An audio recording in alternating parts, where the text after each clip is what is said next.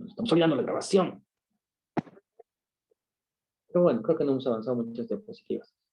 Bien, entonces, como les estamos diciendo, uno de los requisitos fundamentales será el tema de realizar una debida expresión de agravios y por ende la necesidad de que la sentencia, ¿no es cierto?, conste por escrito para que nosotros podamos trabajar en esa apelación. Si estamos hablando del proceso disciplinario, pues afortunadamente está el hecho de que en teoría transcurridos 3 días ya te van a notificar, ¿no es cierto?, con la resolución en su integridad. Entonces, no habría ningún problema para que tú puedas estar trabajando en los próximos 3 días para poder presentar tu recurso de apelación, ¿no? Muy bien. Bien, colegas, vamos a hacer aquí un pequeño break de 10 minutitos y volvemos a la I-22 ya con los últimos toques para cerrar nuestro módulo. Muchas gracias por su atención. Volvemos en 10 minutos.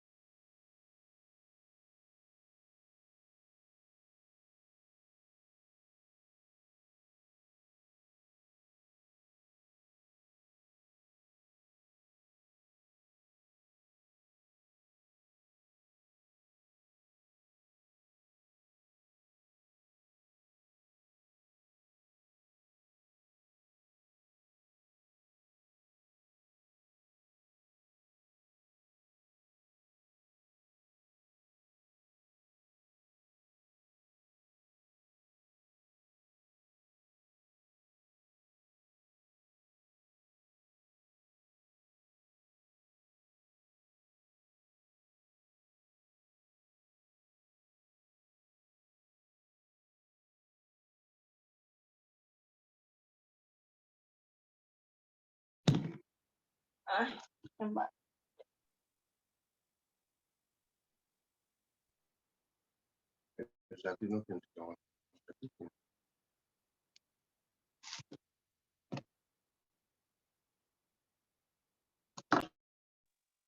¿Te gusta?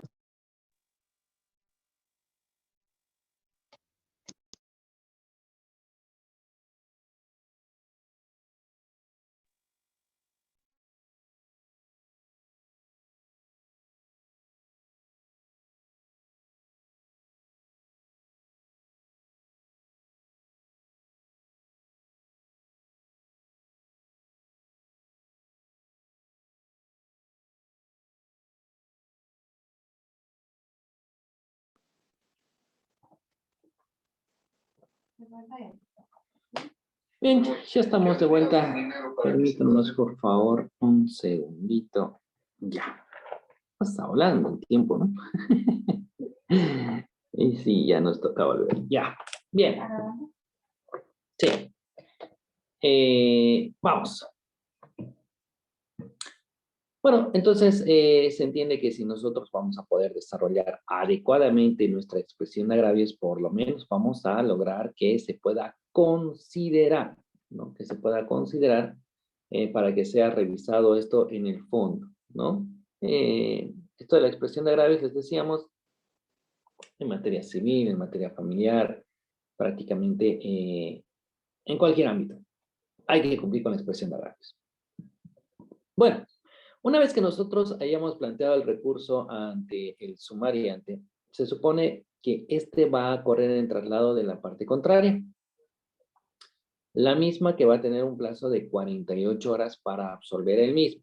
O sea, responder, contestar y no sé si adherirse, pues no. Es también una posibilidad, ¿no?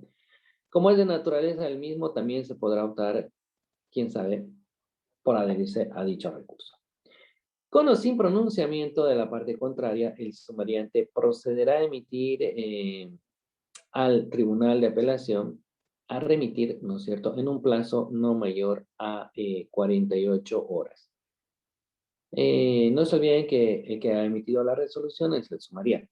El recurso de apelación que van a presentar es dirigido al sumariante. El sumariante va a correr en traslado a la parte contraria va a absolver respondiendo o dirigido también al sumariante.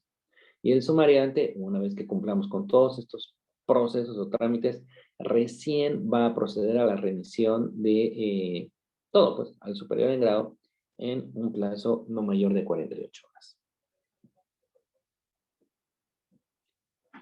Bueno, una vez que esto ya ha sido remitido al Tribunal de Apelación, se entiende que éste va a emitir una resolución final disciplinaria en un plazo de 5 días hábiles, ¿no? Por lo menos aquí se aclara que son 5 días hábiles, ¿no? En lo demás, pues prácticamente no dice nada, pero ya les dije, por analogía, aplicamos el artículo 90 que enseguida lo explicamos.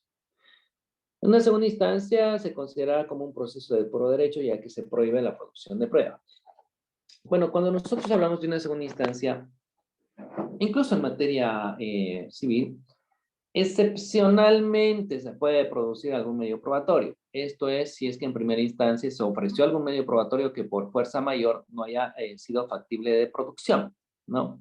Y se supone que cuando presentas tu recurso de apelación, pues tienes que solicitar que se pueda producir. Y bueno, ver si la otra parte también que dice, si se opone o no se opone.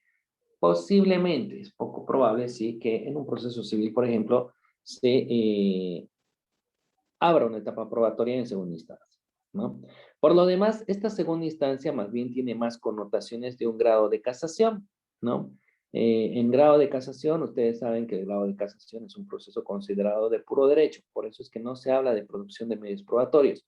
Lo único que se hace es revisar, ¿no es cierto?, por el Tribunal Superior en Grado, toda la documentación que cursa, ¿no es cierto?, en el recurso y los medios ofrecidos, además de la revisión del expediente, para que se pueda emitir una resolución de forma posterior, ¿no? Ahora, el tema de los plazos procesales, les habíamos dicho que no hay otra que aplicar lo que está establecido en el Código Procesal Civil, ¿no? El artículo 90 habla sobre el cómputo de los plazos procesales. El parágrafo segundo es el que establece cierta forma del cómputo, ¿no? Si ustedes analizan el artículo 90 en su parágrafo segundo, se establece, ¿no?, que los plazos que transcurren de entre 1 a 15 días solamente se tienen que computar los días hábiles, ¿no? Días hábiles, ya saben, son días en los que trabaja el órgano judicial, según la ley 025. Actualmente, pues el órgano judicial trabaja de lunes a viernes, ¿no? Todos aquellos plazos que sobrepasen los 15 días, es decir, a partir de 16 para adelante, ya sabemos que, pues nada, que se tendría que hacer el cómputo de estos plazos en días calendario, ¿no? Se cuentan sábados, domingos y feriados.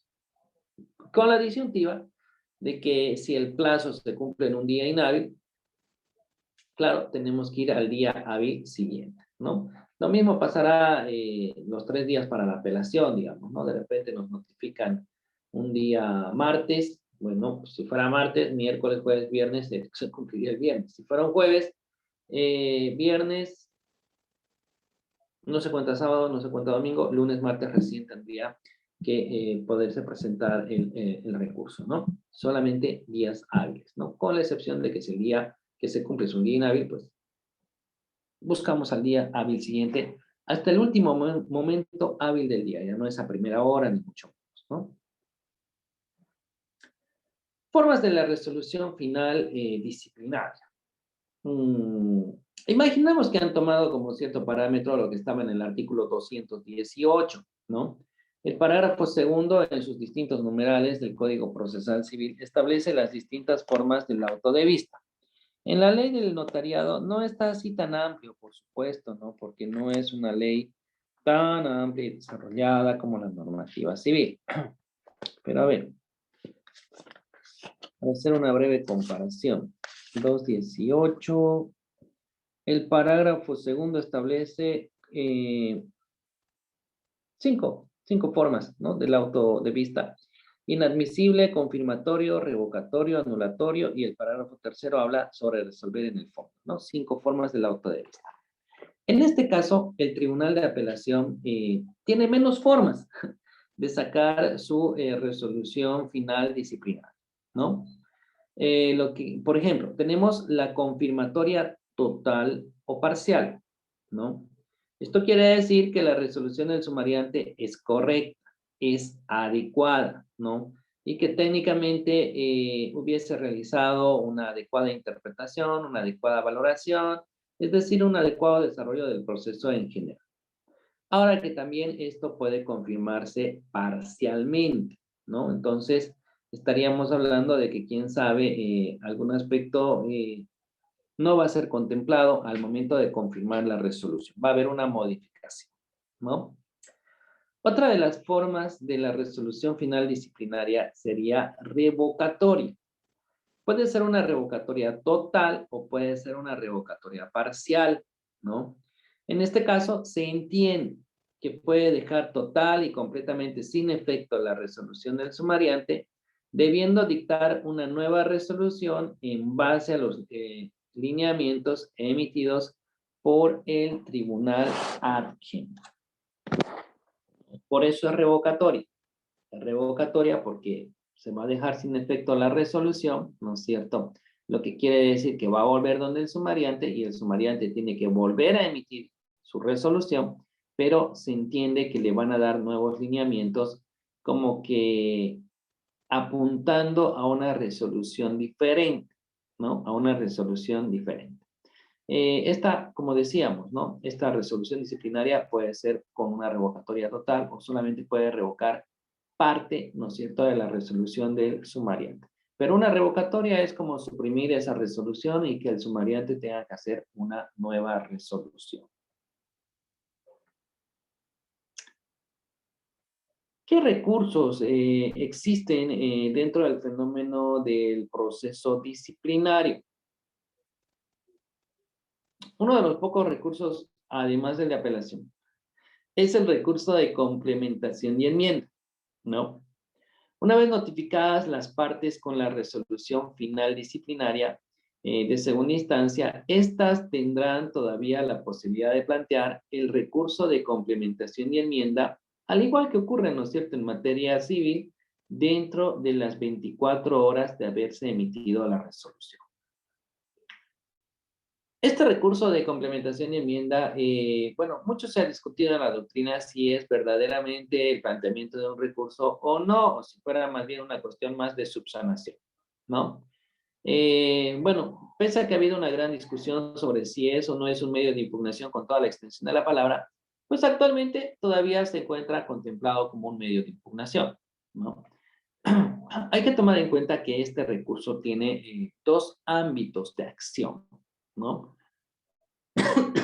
Por un lado, está el hecho de que una complementación tendría que ser a raíz de que al haber emitido, ¿no es cierto?, la resolución final, pues el Tribunal de Apelación hubiese omitido el pronunciarse sobre algún aspecto que ha sido reclamado en la apelación, ¿no? Entonces, por eso ahí tendría una función más de complementar. Y cuando hablamos nosotros del fenómeno de la enmienda, bueno, posiblemente es que exista algún error en la resolución. No sé, de repente el nombre del notario, la notaría, o de repente hay un error entre literal y numeral y qué sé yo. Lo que sí se tiene que dejar en claro, que con el planteamiento de un recurso de complementación y enmienda, la resolución en esencia y sustancia no va a ser afectada ni modificada, sino simple y llanamente de forma superficial, ¿no? Son cuestiones accesorias, superfluas, que no van necesariamente dentro de lo que es la esencia en sí de la resolución. O sea que si va a haber una modificación, va a ser algo relativamente superficial, que sí es importante, no lo estamos desmereciendo, por supuesto, sino que simple y llanamente una afectación grave dentro de la resolución, pues no, no va a haber. ¿Cómo está el procedimiento para las notificaciones? Bueno, si analizan la ley del notariado, tiene sus connotaciones, ¿no? Todas podrán realizarse mediante fax o algún otro medio electrónico, a excepción de la resolución de apertura, la sumarial y la de segunda instancia, ¿no?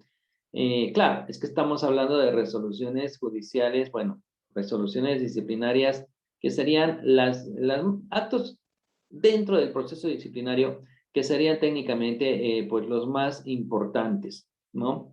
Fíjense que se contempla el uso de fax. Hoy en día no sé qué tanto se está llegando a usar ya los fax, ¿no es cierto? Últimamente con los celulares, las aplicaciones, CanScan, por ejemplo, directamente tú sacas la fotografía, el equipo escanea y puedes compartir inmediatamente vía WhatsApp. O sea, técnicamente esto de las redes sociales y, bueno, los equipos telefónicos, ¿no es cierto?, han postrado muchos equipos analógicos al olvido y en desuso, ¿no? Ya casi nadie utiliza el fax para enviar documentación, ¿no? Entonces, es más práctico, pues, directamente sacar o utilizar la aplicación del celular y enviarlo. Pero de todas formas, fíjense, nuestra ley del notariado todavía prevé la posibilidad de que se pueda utilizar fax, pero a su vez establece el empleo de algún otro medio electrónico, de un escáner, digamos, ¿no? Como supuestamente se ha previsto, ¿no?, que en los juzgados, bueno, se pasen a realizar notificaciones también por medios electrónicos, pero aún así, ¿no es cierto?, carecemos de muchos equipos, ¿no es cierto?, para poder cumplir a cabalidad, pues, con lo que sería una notificación, quién sabe, nítida con alguna resolución, ¿no? Es un avance, por supuesto. A nosotros, por ejemplo, en un proceso que tenemos en Sacaba, nos notifican por fotito la cámara del oficial lo mejor posible, ¿no es cierto? Pese a que todavía el oficial no escanea y no envía como un documento PDF, pero bueno, nos sirve para estar evitando el tema de estar pues movilizándonos de un lugar a otro donde hay cierta distancia, ¿no? Las notificaciones deberán practicarse dentro de las 24 horas en Secretaría del Sumarial. Lo que quiere decir que hay otras resoluciones donde directamente es más o menos como hablar del domicilio procesal, que técnicamente no tiene ninguna función. Es como hablar de la obligación de concurrir constantemente a los estrados judiciales, ¿no? Por eso se habla de que hay otras notificaciones que directamente van a estar ya en la Secretaría del Sumariante y hay la obligación, pues, de concurrir por parte de la que ha dado inicio con su denuncia, ¿no es cierto?, a este proceso, como del notario que está, pues, ahí sujetándose a este proceso. En cuanto a las resoluciones de apertura, sumariante y la segunda instancia, estas podrán ser notificadas en las oficinas del notario si está en ejercicio, ya sea en forma personal o por sede, ¿no? Se entiende, pues, que si no está, decíamos, ¿no es cierto?, en su oficina, pues van a ir a buscar a su domicilio. Se entiende que estas resoluciones son de vital importancia y el por ello del que se permita, pues, una notificación de carácter personal. Y claro, en evolución y avance e interpretación, ¿no es cierto?, del nuevo Código Procesal Civil, cuando hablamos de una citación, si la persona no es sabida, directamente ya se usa la otra forma de citación, que sería la cédula. Entonces, nos parece fantástico, ¿no es cierto?, para estar evitando que el proceso se prolongue innecesariamente, ¿no? Además, con esa obligatoriedad que tienen por los notarios de tener abiertas sus oficinas por determinadas horas en el día, pues lo más fácil es que directamente se lo encuentre ahí en su oficina en un horario, pues, adecuado. Hay algunos principios que por supuesto se están aplicando en este proceso disciplinario, ¿no? Uno de los principales principios que se está aplicando es el principio de inmediación. Habíamos dicho que el principio de inmediación consiste en el contacto directo que en esta oportunidad va a tener, pues, el sumariante con las partes dentro del proceso disciplinario, ¿no? Tanto con la parte que planteó su denuncia como con el notario, ¿no es cierto?, que está asumiendo el proceso. Decíamos que este tipo de procesos también, pues, son realizados de forma personalísima, ¿no? Es decir, que el notario, pues, bajo ningún sobretexto, puede él escapar, ¿no es cierto?, de acudir a la audiencia, ¿no es cierto?, donde se va a dar, quién sabe, las conclusiones y alegatos finales. Sí o sí tiene que estar él ahí presente, sin ninguna excusa, ¿no? Ahora ustedes dirán, ¿y qué pasa si no va? Nada, pues tendríamos que aplicar nomás por analogía lo que dice el Código Procesal Civil, ¿no? Excepcionalmente. Pero como es una cuestión donde se supone que está siendo procesado por faltas cometidas en su función como notario, pues se entiende que no tiene que provocar mayores molestias en el desarrollo del proceso disciplinario. A no ser, por supuesto, que exista alguna fuerza mayor que sea necesario acreditar el motivo del por qué no pudo asistir. Por supuesto que sí, ¿no? Eso sí puede pasar, ¿no? Entonces, eso es lo que conlleva, que el notario sí o sí esté presente. Tenemos excepciones y tenemos incidentes. ¿Qué son las excepciones? Bueno, según el procesalista argentino Hugo Alsina, dice que las excepciones son todos aquellos medios y mecanismos de defensa que están a disposición del sujeto pasivo, ¿no? Evidentemente un proceso disciplinario es bastante breve, corto, conciso, podríamos Doctor, decir buenas noches. de sumarísimo, ¿no? Sí, adelante, lo escucho. Doctor, una consulta con lo que acaba de manifestar su autoridad, su autoridad, ¿no? No, pierda. No, mentira.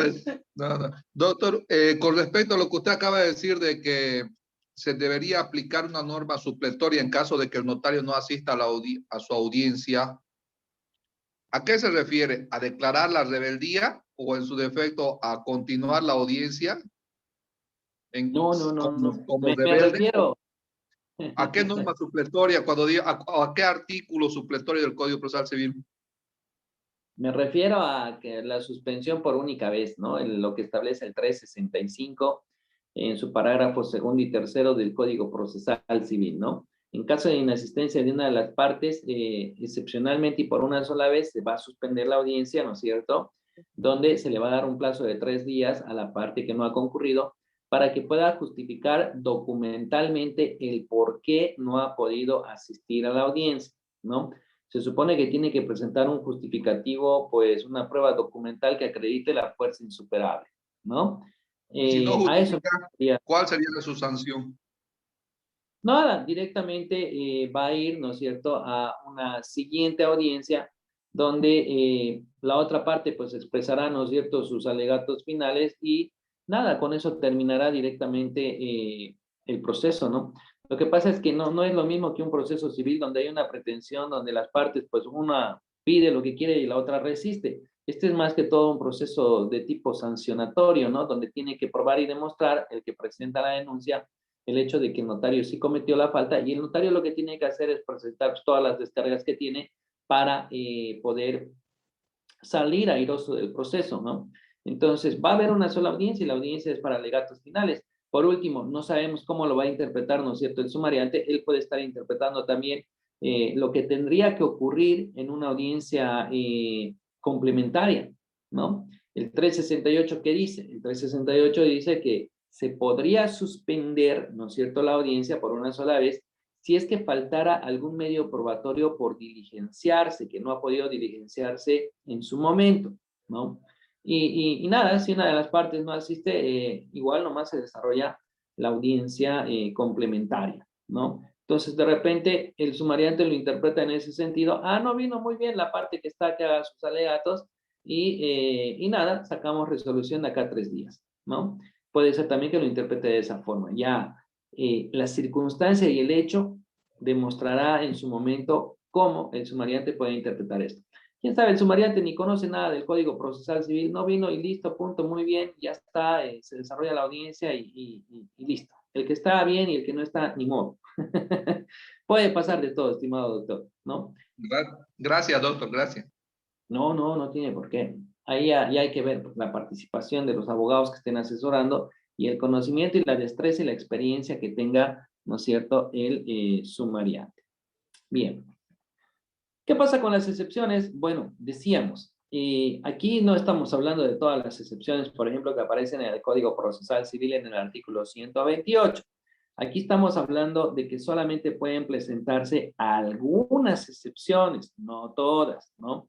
Con el fenómeno de los incidentes, bueno, técnicamente no deberían tampoco poder existir incidentes dentro de este proceso disciplinario por su naturaleza jurídica, ¿no? Pero no se olviden, por ejemplo, si lo han escuchado hablar al doctor José César Villarroel, cuando él habla de las excepciones y habla de los incidentes, señala, por ejemplo, que las excepciones en el fondo, ¿qué son? Son incidentes, ¿no? Son incidentes, son cuestiones accesorias al proceso principal.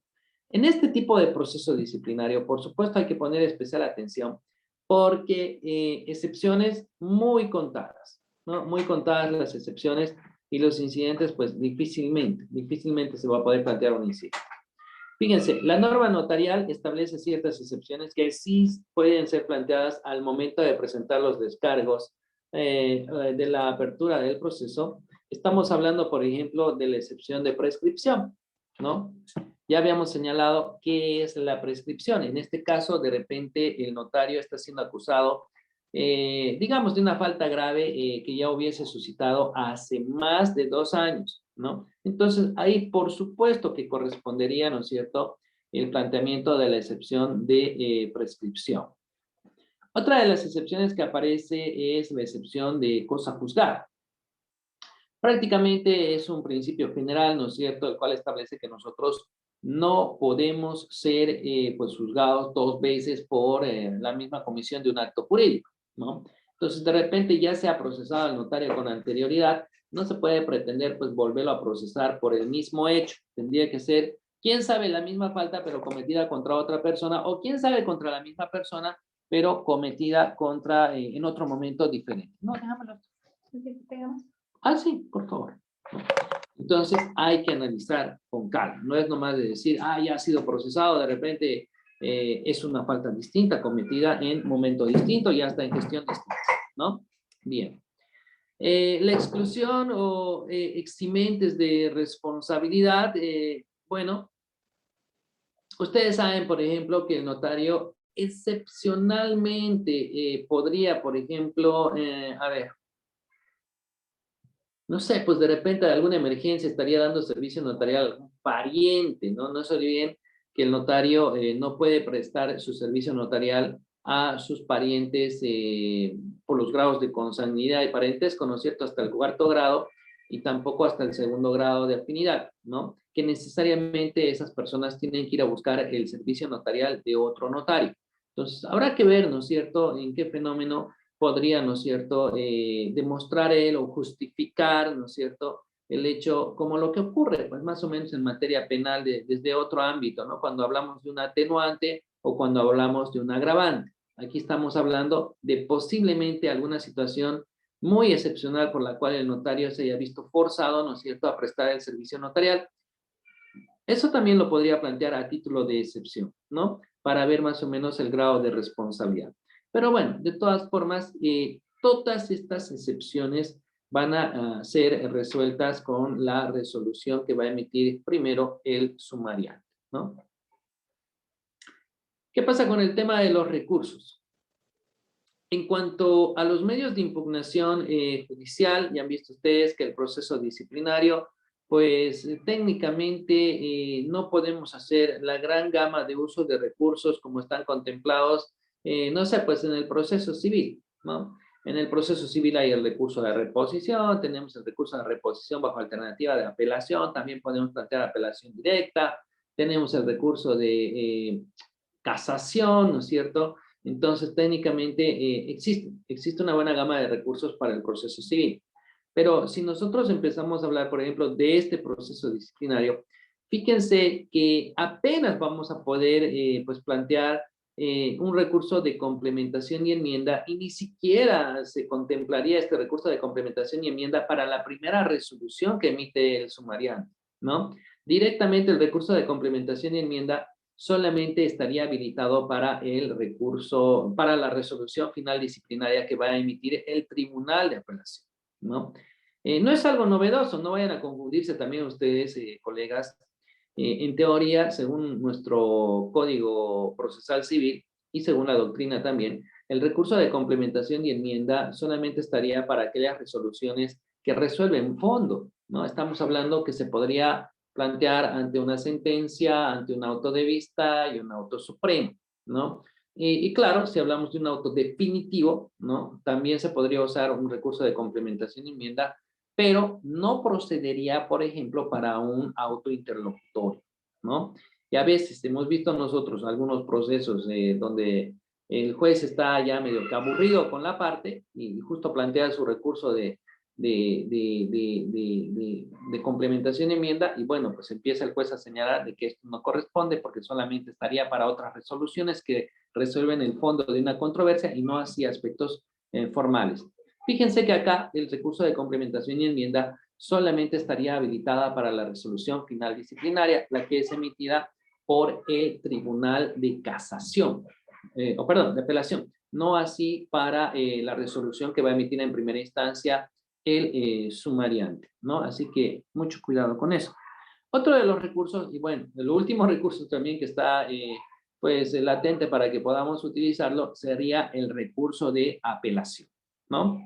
El recurso de apelación, que como ustedes ya han visto, ¿no es cierto?, tiene su propio procedimiento, tenemos 3 días, una vez que lo hemos planteado, se supone que en 48 días la otra parte tiene el plazo para resolver, con o sin, y se va a remitir ya también al tribunal, ¿no?, de apelación para que este sea resuelto, ¿no? No hay más recursos, no hay más excepciones, tampoco se prevé el tema de los incidentes, así que como es un proceso tan corto, tan breve, tan rápido, de repente es que por ello tampoco está contemplado, por ejemplo, el incidente de nulidad, ¿no? Que es muy habitual en el proceso civil y que, bueno, pues obviamente se lo plantea porque ha habido una irregularidad en alguno de los actos procesales a ser ejecutados y que lo vas a reclamar en base a los principios que gobiernan pues la materia. Bien, colegas, creo que hemos terminado con todo lo que teníamos programado para el día de hoy, para nuestro módulo. Las recomendaciones finales, por favor. Van a tener un examen, el examen son 25 preguntas, van a tener un tiempo adecuado, no sé si les dan 1 hora, un poco más o un poco menos, para que puedan contestar a las 25 preguntas. Las preguntas no son de desarrollo, las preguntas, como ya lo han hecho en otros módulos, son preguntas de falso y verdadero y de selección múltiple. Generalmente Yo hago 2 de falso y verdadero y de ahí hago una tercera de selección múltiple. De ahí otra vez voy haciendo 2 de falso y verdadero y una de selección múltiple. En plataforma ya hemos subido el trabajo práctico. El trabajo práctico se está haciendo sobre la firma digital y la firma electrónica. Ahí tienen un enlace, el cual los va a llevar directamente a donde está el video, el cual tienen que ver, es un conversatorio del doctor Parada, que es aproximadamente por un lapso de 2 horas y media de repente, y bueno, pues de ahí tienen que absolver la orden, ¿no es cierto?, desarrollada para el trabajo práctico, ¿no? El examen les van a avisar a ustedes en el grupo de WhatsApp qué día, a qué hora y en qué momento se va a habilitar en plataforma para que ustedes puedan absolverlo. Ya les dije que si de repente ustedes consideran que una pregunta está mal ponderada, le sacan una captura a la pregunta y me escriben con toda confianza, no hay ningún problema. Yo les voy a aclarar si efectivamente han caído en una trampa o efectivamente yo estoy en el error, ¿no? Nadie está exento de cometer una falsa apreciación de la realidad, no se olviden lo que es el error, ¿no? Entonces, con eso no tendríamos más. Nosotros lo que vamos a calificar, les hemos dicho, es el tema de la asistencia. A ver, sácame, por favor, captura de la asistencia. Antes que me olvide, permítanme, por favor. Aquí está. Nosotros lo que calificamos por nuestra parte, ¿no es cierto?, es el tema de la asistencia. También calificamos el tema del práctico y también calificamos el examen final y con eso van a tener sus notas prácticamente de forma inmediata, ¿no? Ahí han visto, están los números de contacto, nuestra información personal, estamos en el grupo de WhatsApp, cualquier duda, cualquier pregunta que ustedes quieran hacernos, pues estamos prestos ahí para colaborar con un criterio que ustedes lo tienen que, bueno, pues valorar de acuerdo a la circunstancia y por supuesto quien les habla, ya les dije, no es dueño de la verdad, sino que en realidad les voy a dar solamente algunas luces para que ustedes puedan llegar a su verdadera verdad y poder aplicar en el caso en particular, ¿no? Entonces, no sé si alguien tiene alguna duda, alguna pregunta, de lo contrario, pues hasta aquí hubiésemos llegado con mi participación. ¿Qué dicen, colegas? ¿Dudas, preguntas, interrogantes? Doctor, una consulta con práctico, ¿lo tenemos que abocar específicamente a la área notarial o en realidad a toda la aplicación de las firmas digitales y documentos digitales en la área jurídica? Es en el área jurídica, directamente, es de forma general, ¿no? Actualmente los notarios, tengo entendido que están siendo fuertemente capacitados por el tema de que se va a poner ya en práctica y aplicación, ¿no es cierto?, con ayuda de la GETIC. Para que se pueda trabajar también desde el mundo digital y desde el mundo virtual con incluso la firma digital y la firma electrónica. Por lo menos nosotros tenemos que saber diferenciar qué es una firma digital, qué es una firma electrónica, de dónde viene, cómo funciona, cuál inclusive, ¿no es cierto?, su fuerza probatoria dentro de un proceso judicial. Eso les va a interesar bastante también cuando estemos hablando, quién sabe, de un proceso disciplinario para hablar de la valoración de un determinado medio probatorio que se ha podido generar, ¿no es cierto?, en la computadora o en los servidores de la notaría, ¿no? Entonces, de forma general está el práctico, no se preocupen, no es un ámbito específico para el área notarial, es en general, ¿sí? Bien, no sé si alguien más tiene alguna otra duda, alguna pregunta, los escuchamos, ¿no? Doctor, referente a la diapositiva, ¿para qué fecha más o menos las podría subir para nosotros ir estudiándolas? Las diapositivas no están en plataforma, Marisabel. Están en plataforma estas y otras que están como complemento, que casi nunca las desarrollamos por un tema de que tenían más connotación con el antiguo papel y rol que tenía el notario con la antigua ley del notario, ¿no? Pero de todas formas, no tengo ningún problema. Ahorita lo paso al grupo de WhatsApp para que lo tenga usted ahí más directo en el celular. Pásamelo por favor al grupo. Sí. Bien, colegas. Doctor, Sí, adelante, adelante. doctor, una pregunta. En relación a lo que estaba hablando ese rato sobre la clave, eh, como tiene su prescripción cada 2 años, doctor? Así, ¿qué pasaría, digamos, o desde cuándo se empieza a computar la prescripción, una falta grave, póngale que una notaria haya hecho una escritura simulada y no lo hayan denunciado en su tiempo, desde ahí empieza a correr, desde que se emitió la escritura pública, o una falta grave que haya realizado, digamos, la doctora o la notaria, ¿desde qué fecha se computa esa falta grave para la prescripción? Ok, perfecto, muchas gracias. Sí, las faltas graves dijimos que prescriben en un lapso de 2 años. Se entiende que el cómputo de la prescripción va a correr a partir del momento en que se ha producido la falta, y en caso de que ésta sea constante, pues una vez que haya cesado la misma, a partir de ahí va a empezar a correr el cómputo para que usted pueda plantear la denuncia contra el notario para someterlo al proceso disciplinario, ¿no? Es que puede ser una falta que tenga cierta duración en el transcurso del tiempo, ¿no? Y una vez que se termine de ejecutar la falta, a partir de ahí le corre el caso. Son solamente 2 años, por eso hay que estar atentos, ¿no? Con el tema del documento simulado, es muy difícil que el notario, ¿no es cierto?, pueda percatarse de una simulación, ¿no? Es que a él lo que le van a presentar es lo que muestran a todo el mundo, una minuta normal de transferencia, digamos, ¿no? Siendo que en realidad de repente es un anticipo de legítima, o de repente hay, ¿no es cierto?, una acción pauliana de por medio, es decir, es una simulación absoluta para que el deudor no se vea afectado en su patrimonio con los acreedores, ¿no es cierto?, que le puedan embargar y rematar su casa, pero el notario no es adivino, ¿no? El notario no es adivino.